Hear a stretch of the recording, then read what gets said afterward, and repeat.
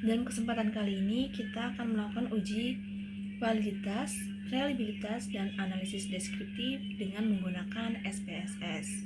Sebelum kita melakukan analisis deskriptif, uji validitas maupun reliabilitas dengan SPSS, kita akan mempelajari atau memahami terlebih dahulu apa itu analisis deskriptif maupun uji validitas dan uji reliabilitas.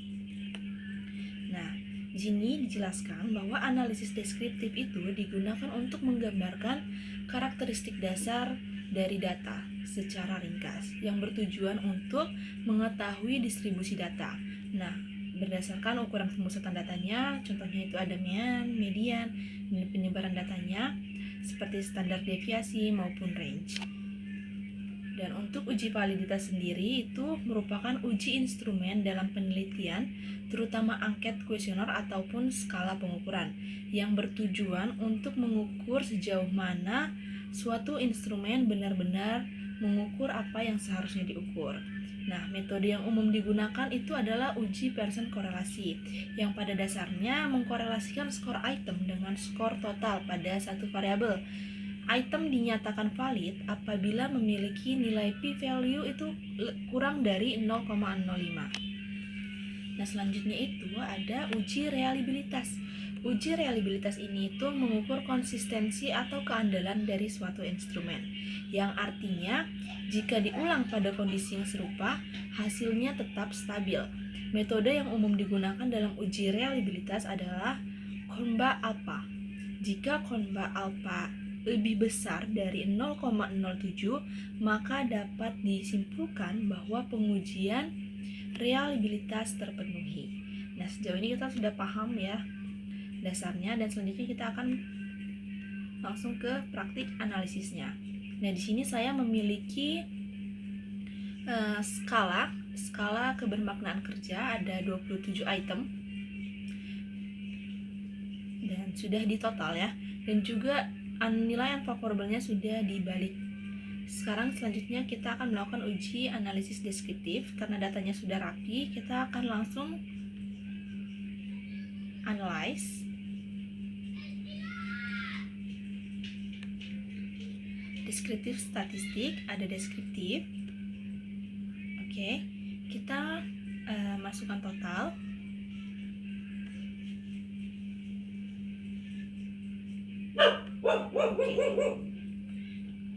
Nah, di sini terlihat ya nilai minimum, maksimumnya, dan standar deviasinya.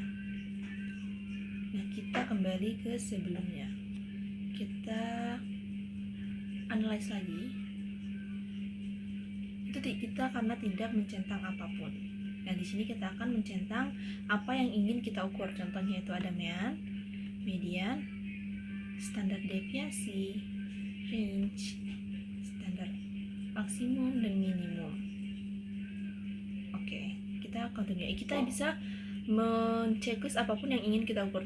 Hanya saja dalam praktikal ini kita akan melihat median, mean, dan standar deviasi maupun range-nya.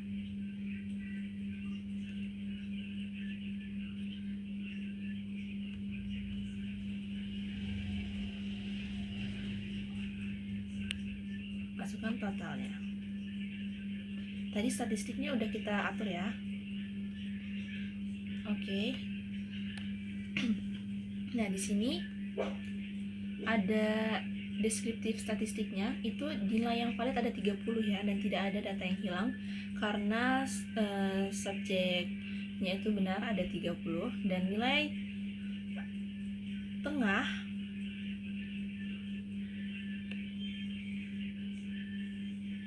itu ada 101, standar deviasinya 15,6, range-nya itu ada 55, dan nilai maksimumnya itu ada 130. Oke, dari sini kita sudah melihat deskriptif dari skala tersebut. Selanjutnya kita akan melakukan uji validitas. Kita langsung ke analyze. Correlate, bivariate. Kemudian kita masukkan semua item. Kita pastikan centang flex signifikan korelasi untuk memudahkan kita melihat apakah item tersebut valid atau tidak, dan pastikan pada person ini itu correlation coefficient ini tercentang pada person karena kita akan menggunakan person korelasi. Nah, di sini terlihat ya, seperti yang sudah kita pelajari sebelumnya itu, item dinyatakan valid apabila nilai p-value-nya itu berada atau lebih kecil dari 0,05. Nah, di sini itu ada item kedua, kita lihat contoh di item kedua itu lebih kecil dari 0,01 yang dinyatakan valid. Begitu pula dengan item ketiga. Kita lihat item selanjutnya, item 11 lebih kecil dari 0,05 itu ada 0,03. Nah, tapi untuk mempermudah kita bisa scroll ke bawah. Nah, di bagian total ini kita perhatikan tanda bintang, karena tadi ada kita checklist di flag itu, maka muncul tanda bintang, yang mana tanda bintang ini apabila muncul maka item dapat dinyatakan valid. Untuk mempermudah kita membaca, kita bisa langsung ke total. Nah, di sini item 1 valid, 2 valid, 3 valid, dan kita cari yang tidak ada bintangnya, apakah ada yang tidak valid.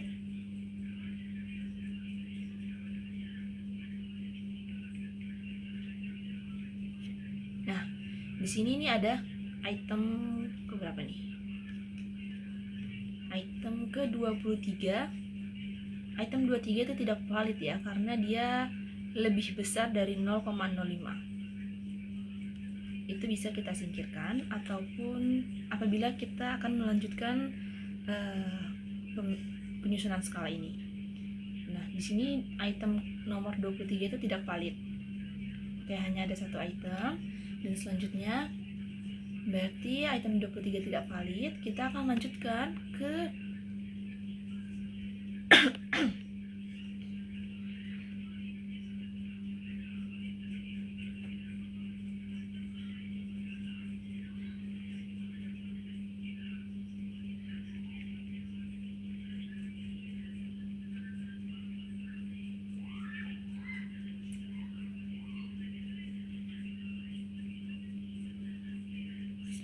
kita lanjutkan ke scale.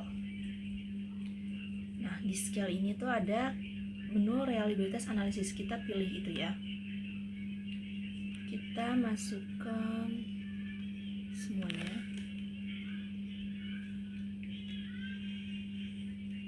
Ke item.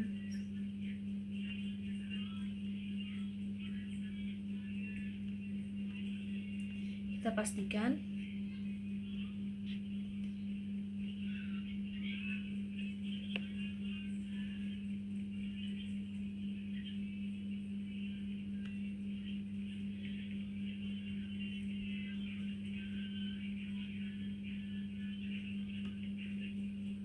ini alpha ya.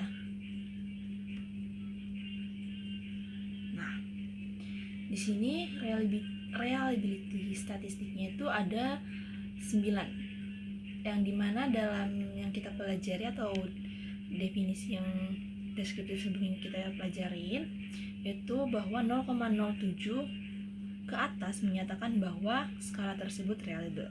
Dan di sini skala yang kita gunakan atau skala kebermaknaan kerja ini itu reliabilitas, memiliki reliability yang cukup memadai. Oke, sekian pemaparan ataupun pembelajaran bersama saya dengan analisis deskriptif, uji validitas, dan uji reliabilitas. Terima kasih.